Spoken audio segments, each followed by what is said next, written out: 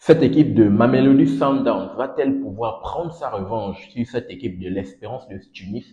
Aujourd'hui, on a assisté à une très grande rencontre entre deux grands clubs sur le continent africain. Salut les gars, salut les amis, j'espère que vous allez bien. C'est le retour bien sûr du football africain, je vous avais dit, et on revient aujourd'hui avec ce premier match des quarts de finale de la Ligue des Champions de la CAF. Ça s'est passé à 13h et Mamelodi Sundowns a affronté cette équipe de l'Espérance de Tunis et ils se sont imposés 1 but à 0, juste un petit but dans un match hyper palpitant, hyper tendu entre deux grandes nations, d'ailleurs qui s'étaient déjà rencontrées. Peter Chalolele, le buteur namibien, c'est lui qui a mis le seul but de la partie, un but juste exceptionnel, c'est une belle combinaison de la part de cette équipe de Mamelodi Sundowns. Mais très rapidement, on va revenir en faisant le récit du match. Je vais vous mettre mise au contexte très rapidement pour vous expliquer le contentieux qu'il y a entre ces deux grandes nations. Parce que la saison précédente, ils s'étaient déjà rencontrés. Ils ont l'habitude, bien sûr, de se rencontrer. Comme je l'ai dit tantôt, c'est deux grandes nations. Mais la saison précédente, l'Espérance de Tunis avait éliminé cette équipe de Mamelodi Sundowns aux portes de la finale parce que les deux s'étaient rencontrés en demi-finale. On se rappelle des matchs juste palpitants entre ces deux équipes. Il n'y avait juste pas photo parce qu'au match aller, le match s'était passé. Au match aller, c'était passé du côté de l'Espérance de Tunis et on avait mis 1 but à 0. Ils avaient gagné sur un joli but de la part de Yon Sass. C'est le but de la partie du Brésilien qui avait mis ce but pour permettre à cette équipe de Mamelodi Sundowns de prendre l'avantage au match aller. Au match retour du côté de l'Afrique du Sud, ils se sont encore fait surprendre, donc ils se sont copieusement fait battre, que ce soit au match aller ou au match retour, parce que cette équipe de l'Espérance de Tunis, on se rappelle bien, c'était le défenseur tunisien là, défenseur de c'est Bouchiniba d'ailleurs qui était rentré en seconde période, qui avait mis ce but vraiment, qui avait éclaté tous les espoirs de tout un club sud-africain.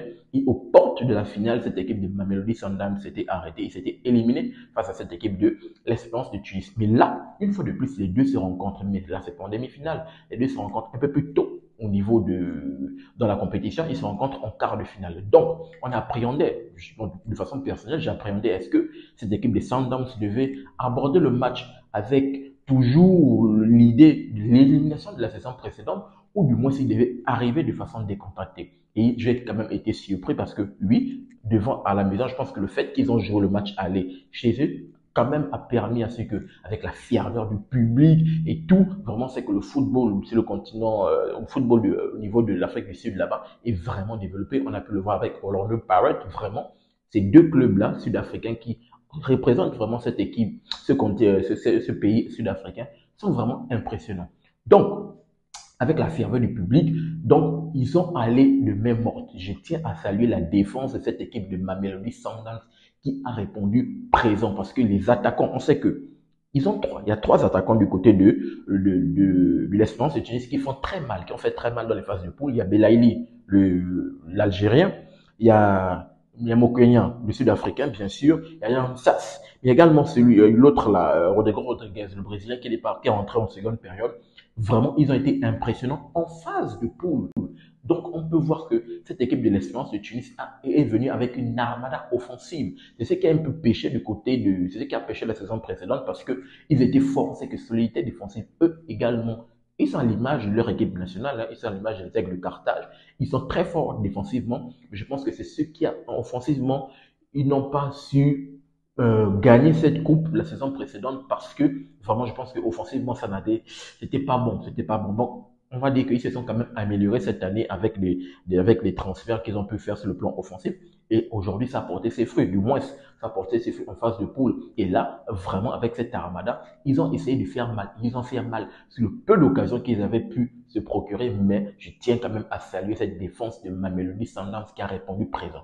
Ils ont répondu présent dans les duels. Et vraiment, je ne sais pas si Mamelodi Sundowns, je ne sais pas qui va s'en vouloir par rapport à ce match parce que je pense que, je ne sais pas si c'est Mamelodi Sundowns qui va s'en vouloir de ne pas avoir pu éclater vraiment cette équipe de l'Espérance au match aller. Vous étiez à la maison d'avoir permis de mettre ce deuxième but KO qui devait peut-être leur donner le ticket de qualification, voire même le donner plus d'hier parce qu'un but, c'est très peu. C'est très facile de remonter un but très rapidement avec on pousse, c'est très rapide du côté de Tunis là-bas. Donc, je ne sais pas si eux, ils vont s'en vouloir de ne pas avoir pu mettre ce but KO, ou bien de l'autre côté, je ne sais pas si je ne sais pas si l'Espérance de Tunis ne va pas s'en vouloir d'avoir pu arracher ce match nul parce qu'ils ont eu des occasions pour le faire, mais ils ne vont pas pouvoir avoir cette lucidité de concrétiser les occasions tellement cette défense a répondu présent et le gardien, le meilleur gardien d'ailleurs qui a été considéré sur le continent africain, Ronald Williams, bien sûr, on se rappelle bien avec ses arrêts exceptionnels au tir au but parce que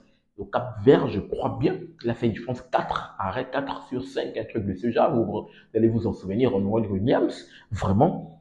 Et ils ont vraiment répondu présent, la défense et le gardien. Donc, je ne sais pas si l'Espérance de Tunis va s'en vouloir, mais je pense quand même qu'à la maison, vraiment, ils peuvent le faire. Donc, l'un ou l'autre va s'en vouloir, mais pour le moment, avantage de cette équipe de Mamelodi Sundowns qui a su vraiment faire le dos rond, voire même, ils se sont procurés pas mal d'occasions, mais j'espère vraiment qu'ils ne vont pas s'en vouloir au match retour pour ce chaos. Donc, très rapidement, on va arriver au but, et le but arrive au bout de la 54e minute au deuxième période.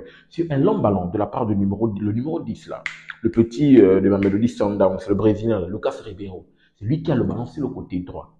Sur le côté droit, bien sûr, il envoie un ballon au second poteau. Au départ, parce que quand il envoie le ballon, au départ de l'action, Peter Chalolier trompe bien sûr les défenseurs parce qu'il est hors jeu. Il trompe les centraux, mais celui qui arrive dans le dos, Jaydan Adams, le Brésilien qui vient dans le dos, il n'est pas hors jeu.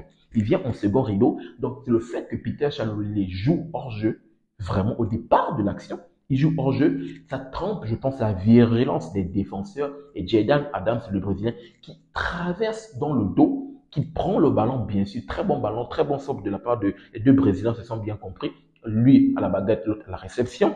Bien sûr, Jaydan Adams prend le ballon, il va juste remettre, et puis lorsqu'il prend le ballon, il remet en jeu, on sait très bien, il remet en jeu Peter Chalolier qui va juste pousser tapis, tranquille, 1-0, les carottes sont cuites et on est tranquille. Donc, vraiment, très beau match, très beau but vraiment de la part de cette équipe de Mamelodi Sundowns qui prend une belle option au niveau de la qualification parce qu'on va voir ce que ça va donner, mais j'espère qu'ils vont pas se reposer sur leur laurier parce que le match retour va être hyper difficile. Le match retour, c'est mardi prochain. Bien sûr, on sera là présent pour débriefer tout ça. Vous allez me donner votre retour dans les commentaires.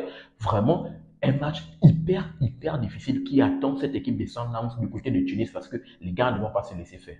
Et bien sûr, Belaïli et puis Ansas, Rodrigo Rodriguez qui est rentré. Ils ont tous tenté de pouvoir vraiment contourner cette défense. Mais comme je l'ai dit, je tiens quand même à saluer cette défense qui a répondu présente et c'est passé par tous les défenseurs. C'est passé par Théo Bongona, Mokena, bien sûr, le numéro 4, très bon joueur également. Il avait la possibilité de mettre un but sur un coup franc. On sait que lui, il a une patte juste terrible. Il est un lourd là, il avait la possibilité sur un coup franc, mais il ne va pas pouvoir mettre ce but. Donc vraiment, cette équipe des Sundowns sort de ce match avec 1-0 et on va voir ce que ça va donner. En tout cas, la saison passée, bien sûr, l'Espérance de Tunis a fait ça. 1-0 à l'aller, 1-0 au retour. Est-ce que vraiment cette saison, Mamelodi Sundowns va pouvoir se venger en faisant la même chose? Là, ils se sont imposés à la maison. On va voir maintenant s'ils arrivent à aller s'imposer du côté de Tunis. Pour moi, je pense que ça va être un match assez hyper difficile. Vraiment, dans mon match, dans ma vidéo débrief, je disais que attention, vraiment, ça devait être difficile. Pour moi, j'avais pronostiqué un match nul, mais vraiment, cette équipe de Sundowns m'a surprise et vraiment, c'est de bon augure. Donc, donnez-moi votre retour dans les commentaires par rapport à ce match. Pensez-vous que cette équipe de Sundowns peut le faire? Ils peuvent aller du côté de Tunis, déloger, voire rendre la monnaie de la pièce, donc aller s'imposer 1-0, ou vous pensez que comme moi, peut-être, ils vont le regretter de ne pas avoir mis ce deuxième but KO là. Vous allez donner votre retour dans les commentaires. Également, amis tunisiens, donnez-moi votre retour. Vous pensez que vous pouvez le faire? Vous êtes à la maison chez vous, vous pensez que vous pouvez copieusement bastonner cette équipe? Donnez-moi votre retour. Mais tout se passe dans les commentaires et on va en discuter en toute synergie et cordialité. À 19h, il y a d'autres matchs qui sont hyper importants. Toujours content pour ces quarts de finale.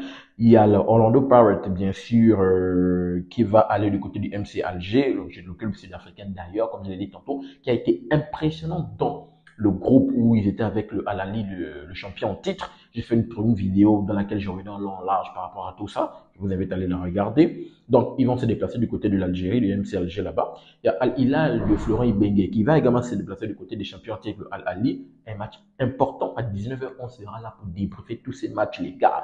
Tout se passe sur la chaîne Super Sub par rapport au football africain.